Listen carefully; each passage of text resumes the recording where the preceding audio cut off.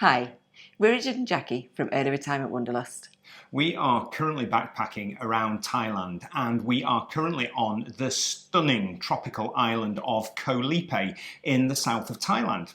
And we have 7 days to just chill out and relax and turn on to island time.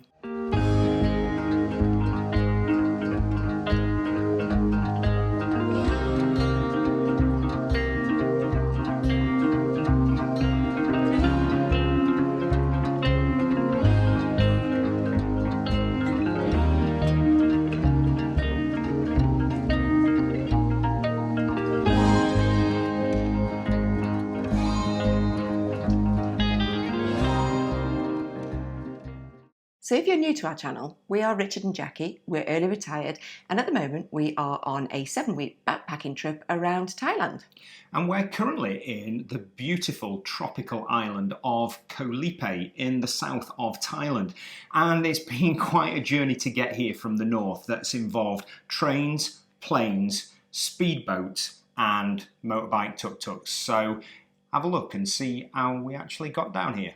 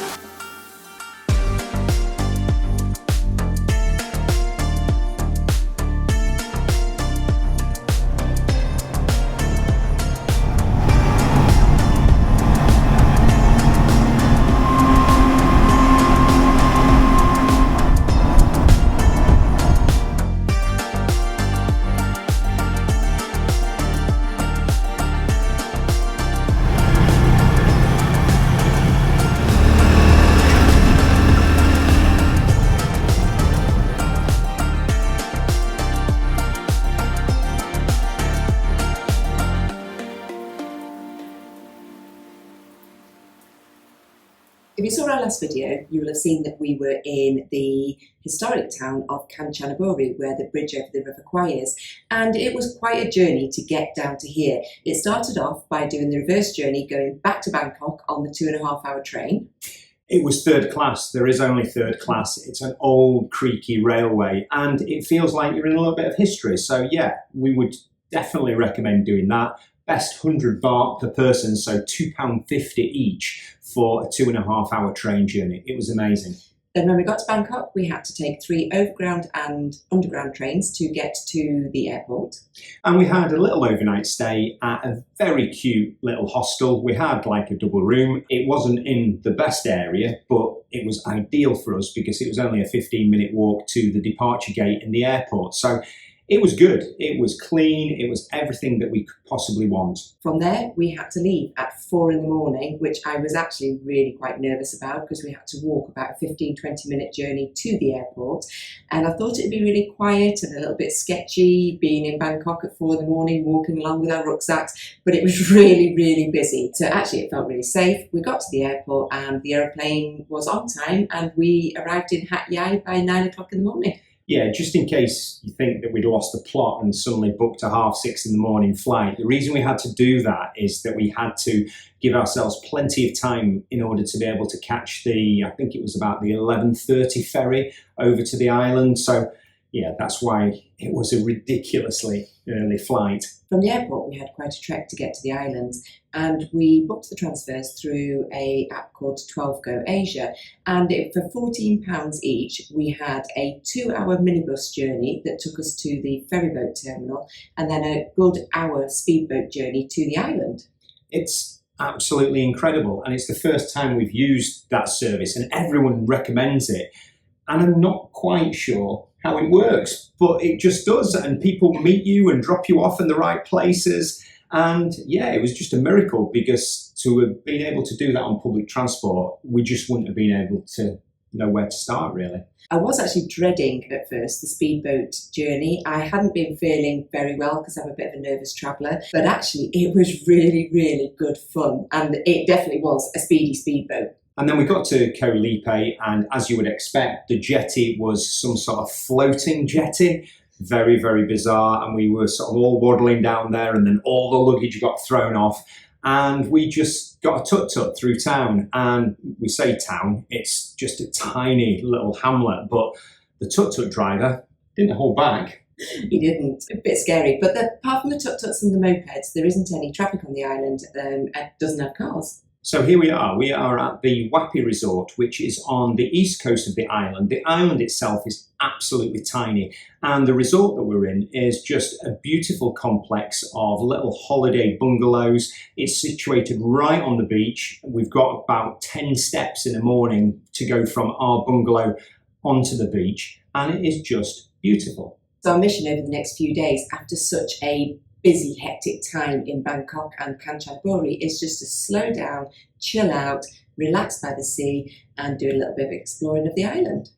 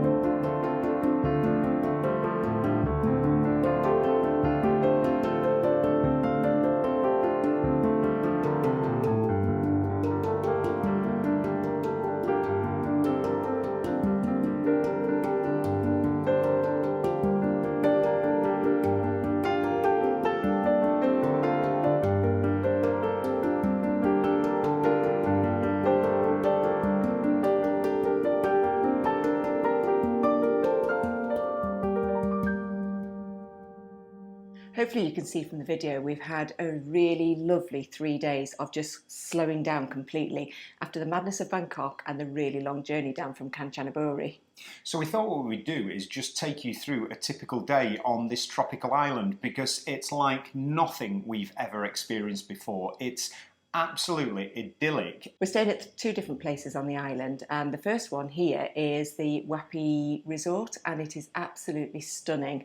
So starting off our morning, we have a beautiful, gorgeous breakfast, which is on a veranda that overlooks the sea, and we have such a choice. It's been fantastic. They do a full cooked breakfast, which means you can have your bacon and eggs, but you've also got fruit platters, you've also got the usual Thai oddities of curries and rice and noodles for breakfast. It is just amazing, and to be able to sit there and watch the world awake is just very beautiful.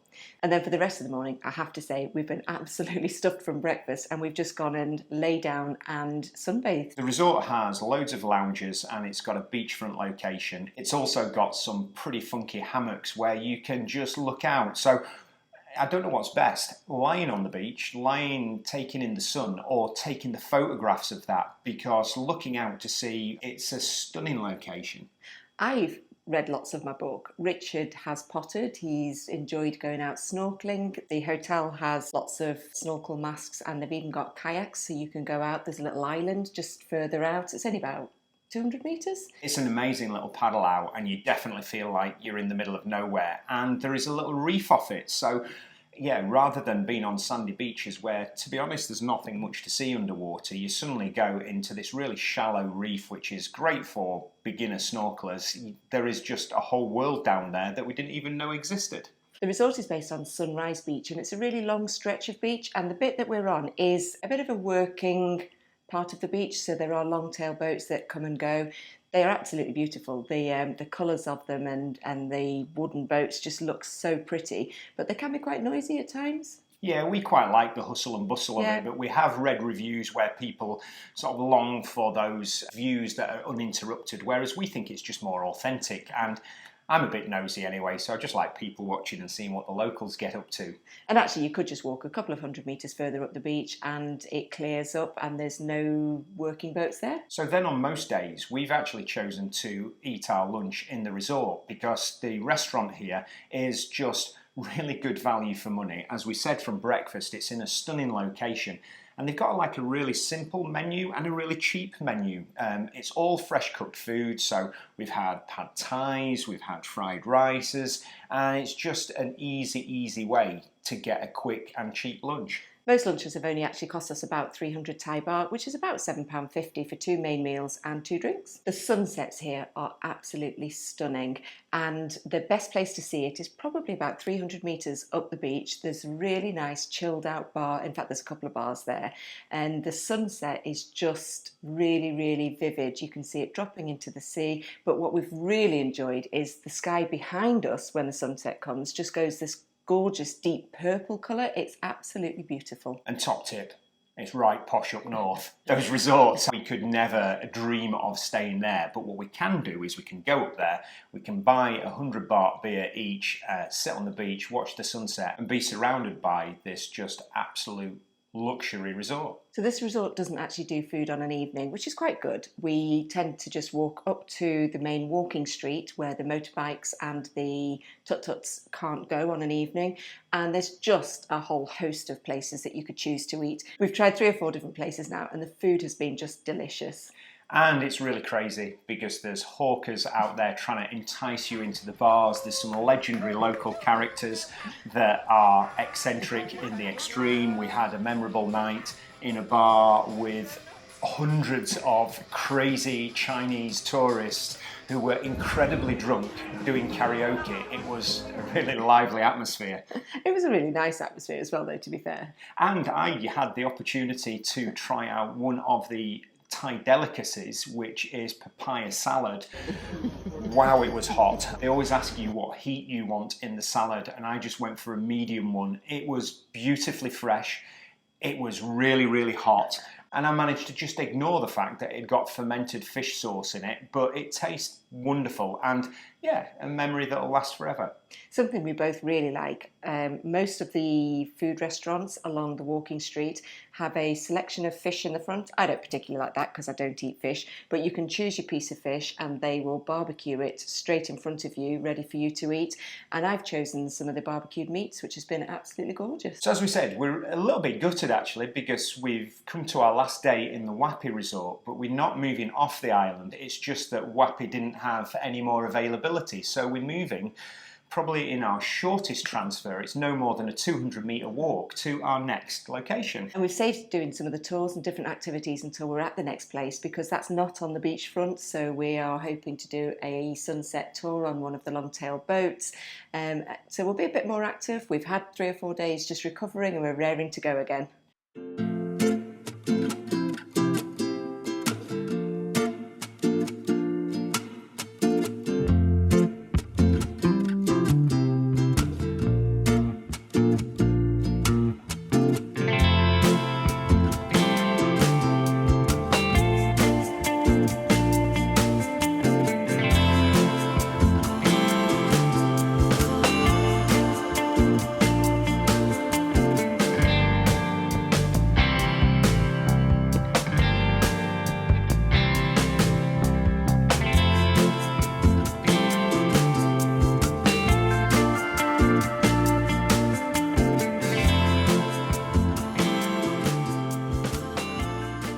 So we've come down to the bottom end of Sunrise Beach today, which is absolutely beautiful. We're by a little resort, I think it's called 10 Moons Resort maybe. We've just had a morning sunbathing. And it's just another day and another beach. We had a beautiful day yesterday after we'd moved down to Chic Lipe on Pattaya Beach, I think it is. And it was, again, a much more popular beach, and it got like little bars and sort of like music events going on. It was just really nice. Yeah, we went back last night because it's got loads of lanterns in the trees, and it was really pretty to walk down there at night. So if you come to Koh Lipe, probably a good place to go for a drink. But a very, very different feel to the other beaches. And then we're so excited because today we, believe it or not, we're trying to stay out of the sun because we've got a big afternoon. We've booked a expedition out on a snorkelling boat, so we've going to 4 different islands, and it should end on the last one for sunset, so I'm hoping that's going to be really good. And it wasn't that expensive. I think it was 500 Thai baht each, which is £10 each, £12 each. Yeah.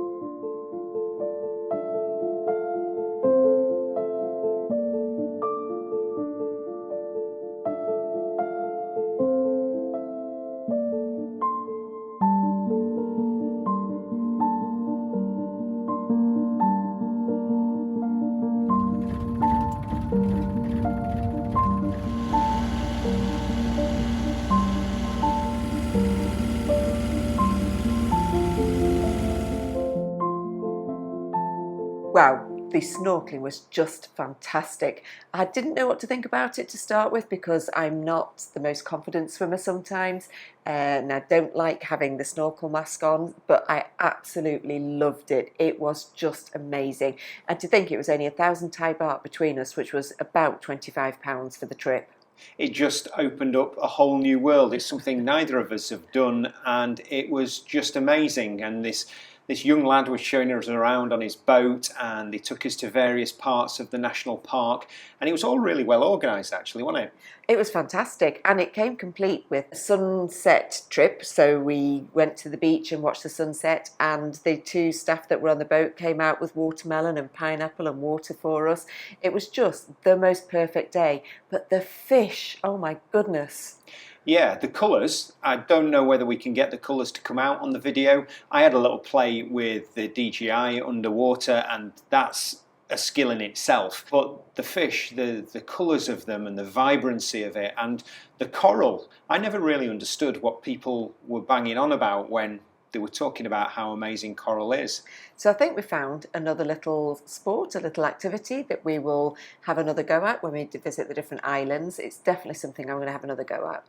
The major advantage of doing it out here is, as Jackie said, it's so ridiculously cheap. We spoke to our daughter on the phone the other day, and she said they paid a fortune in other parts of the world to go snorkeling, whereas here there are just so many different companies doing it. And interestingly, it's almost done on a cooperative, really, in the fact that there's a fixed price for the trip. It's 500 baht for half a day of snorkeling, and every company on the island charges that. Yeah, when we chatted to the young lad that was selling us the tickets, he said the tourist police have actually set the price because it stops all the arguing, the bartering, and perhaps a little bit of bad-temperedness between all the different touts that sell the tickets. So the snorkelling was a success, and that does bring our 7 days on Koh Lipe to an end. But we haven't introduced you to this, and we are in Chic Lipe, which in theory is a hostel, but I think it's about as far from a hostel as you can possibly get. We had to move on from the Wapi Resort because they were fully booked, and I had seen this place. It's brand new, it's only been open a couple of years, and I'd seen that it had got really good reviews, and the photos just looked amazing, and it's lived up to it. Now, we have done a separate video reviewing this, which will come out in the next week, so we won't particularly talk about it in this video, but it was definitely worth it. It was about £50 a night, which is expensive for a hostel, but we got our own double room. It feels like probably one of the most luxurious hotels that we've actually stayed in, and we're not ones for staying in posh hotels, but this is really posh, and it's really stylized as well. So it's sort of taken the best of sort of Thai design with the woods and the bamboos and things like that, but then put a really contemporary flip on it. So the rooms are really quite industrial. They are amazing. So watch that review video because it's one of the best places we've stayed at. So our time has come to an end on Koh Lipe. We've been on the island for 7 days. We've absolutely loved it. It's been a really good introduction to island life. We have got another 5 weeks where we really don't know where we're going to end up, bar the fact that we've booked a ferry tomorrow to take us to Koh Mook, which is the next island that we've booked 3 nights on. Yeah, and we've had a number of comments from our first Bangkok video where people were sort of saying, take time to slow down, and we've just loved this week on Koh Lipe. It's a long way to come. It's right in the south of Thailand, so it is a little bit awkward to get to, but definitely worth the journey. And we had it earmarked from moment one in our plans, didn't we? And it's not disappointed at all. But yep, time to pack up our bags. So we will see you in the next video when we will be on Koh Mook. See you later. Bye. Bye.